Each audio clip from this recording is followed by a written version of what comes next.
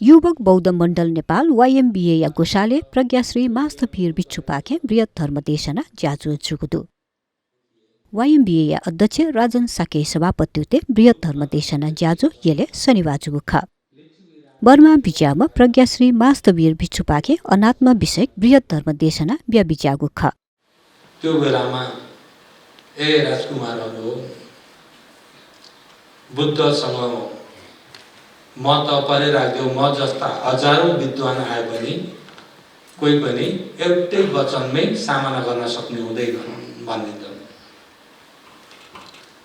अनि पछि उनले अनात्मालाई स्वीकार गरे। भगवानले अनात्मा लक्षण सूत्रमा पनि भन्नुभएको छ,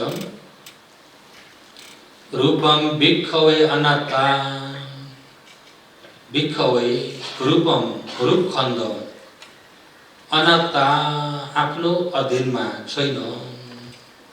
अहिले रूप भन्दाखेरि तपाईँ हामीले रूपलाई दुई प्रकारले जान्न पर्यो, प्रज्ञप्ति रूप र परमार्थ रूप।